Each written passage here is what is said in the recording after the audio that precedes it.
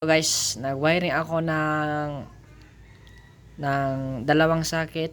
Itong isa para sa stock CDI. Ito. Then ito namang isa para sa racing CDI. Ito guys.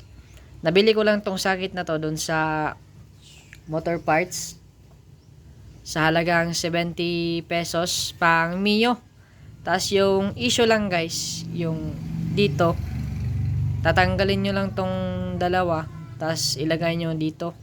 Kasi nung nabili ko, yung 4 pins, 6 pins siya, pero yung may laman dito lang, yung apat, simula dito hanggang dito. Yung dito sa itaas na dalawa wala, kaya tinanggal ko yung andito, linipat ko lang.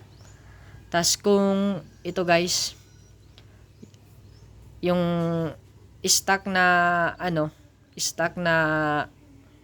CDI ay 8 pin.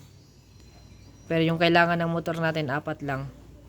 Yung para sa ignition coil, yung supply na 12 volts, then yung pulser na negative, then pulser na negative. So ito na guys, yung finished product.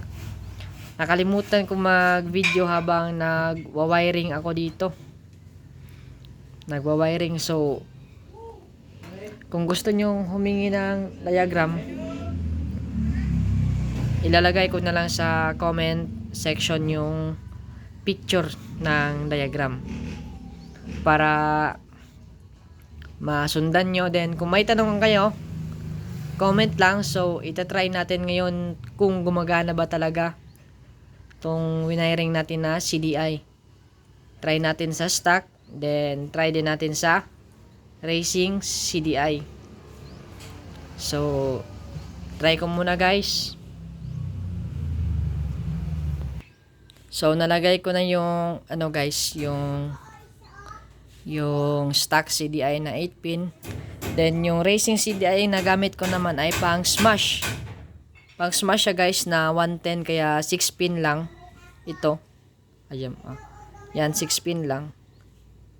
Showa racing CDI.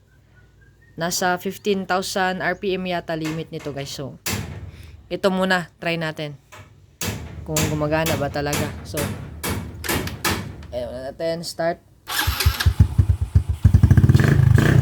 Yan, gumagana naman yung yung stock CDI.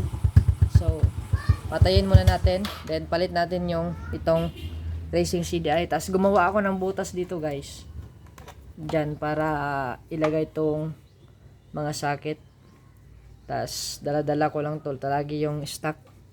Baka kasi biglang masira tong racing CDI natin, may ipapalit tayo para mapaandar yung motor. Ito guys, ito pang Mio to, huwag nyong kalimutan kung gagawa kayo. So ito guys, nalagay na natin tong racing CDI. So try natin i-on kung iilaw ba. Ito, on. Yan, umilaw guys.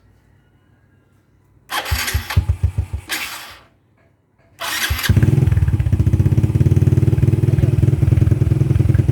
Maganda yung response niya guys.